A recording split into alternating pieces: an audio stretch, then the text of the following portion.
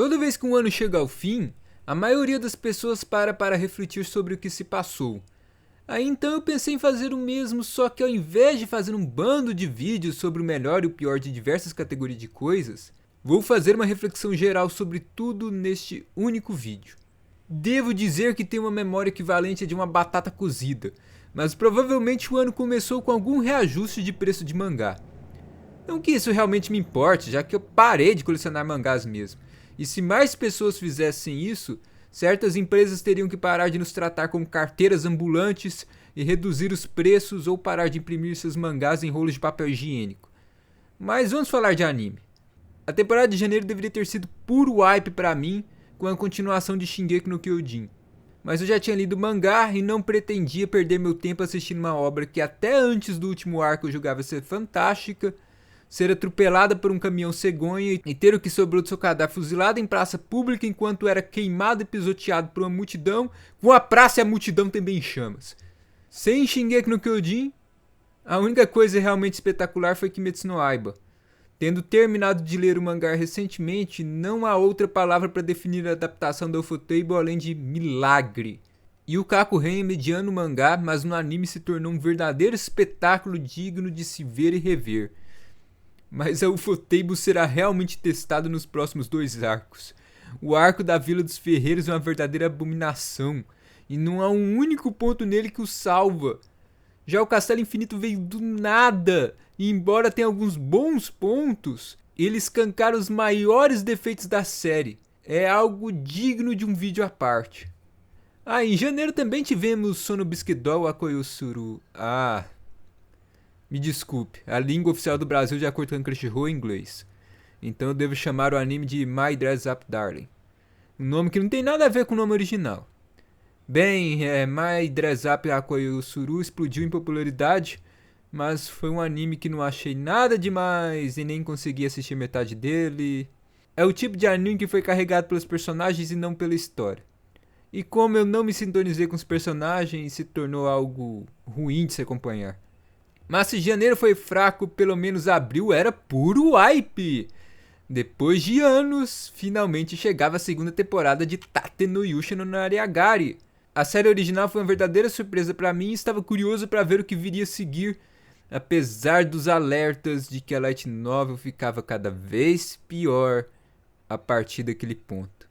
Eu não posso comentar nada sobre a novel, mas o anime foi um verdadeiro pesadelo. Talvez por concordarem que a ideia de que o que viria a seguir era realmente um lixo, os produtores engataram a quinta marcha na hora de contar a história e pularam pela janela.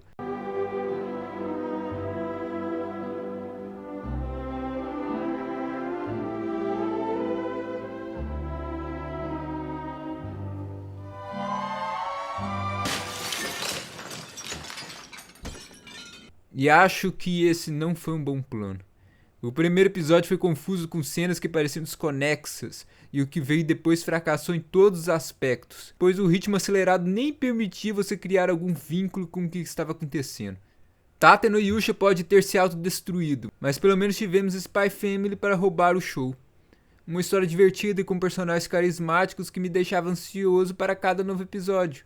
Quando o mangá começou a ser publicado aqui, eu já estava largando de colecionar mangás, mas era uma série que eu 100% compraria se o nosso mercado não estivesse terrível no momento. E nesse período do ano eu finalizei 2 jogos, Fatal Frame 5, cujo nome original da franquia é 0, sim, simplesmente 0, e Xenoblade 2. Depois de anos e anos tendo jogado a série no PlayStation 2, foi bom rever Fatal Frame, embora o jogo seja inferior aos antigos. Já Xenoblade 2 foi divertido. Um RPG cheio de mecânicas de MMO que não necessariamente ajudam o jogo, mas apesar dos problemas o jogo funciona. Aí na segunda metade do ano tivemos talvez a melhor temporada de animes do ano com títulos como o espetacular Made in Abyss, Overlord 4, Licorice Recoil, Shadows House, Soredemo Ayumu wa Yosetekuru e outros. Sendo que o maior destaque para mim foi a nova temporada de Damacy. Depois dos pesadelos que foram as adaptações da segunda e terceira temporada, ver o anime seguir com calma e realmente seguir o que está no livro foi tão surpreendente que ainda tem medo de repente acordar e ver que ainda estamos em junho de 2022. E falando em pesadelo, saiu o Blu-ray de Sword Art Online Progressive. Acredito que para 90% daqueles que assistiram Sword Art Online, o primeiro arco foi o melhor, teve o maior potencial e foi completamente desperdiçado por motivos de força maior. Então, quando o autor resolve voltar nesse arco, reescrever tudo e seguir andar por andar, fazendo um reboot da série, como você adapta isso? A resposta dos produtores foi: ignora a light novel, enche de filler, inventa novos personagens e pula andares.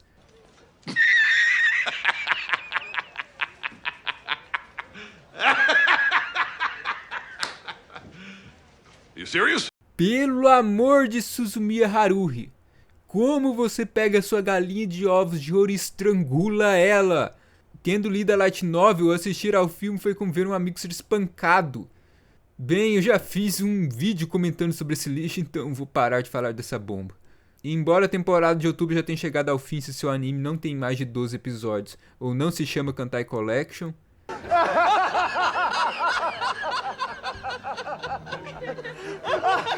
eu ainda tenho que terminar de ver a maioria das séries que comecei a ver.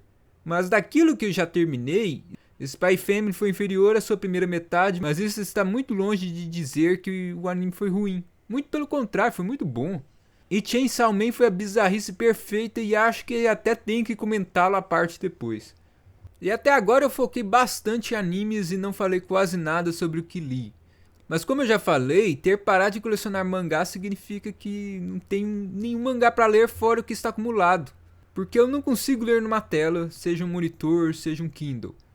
E mesmo que conseguisse, eu não compraria nada digital porque eu gosto de ser o dono daquilo que compro. Comprando digital você é dono apenas de uma licença de uso e o seu produto pode ser removido ou alterado quando bem entender.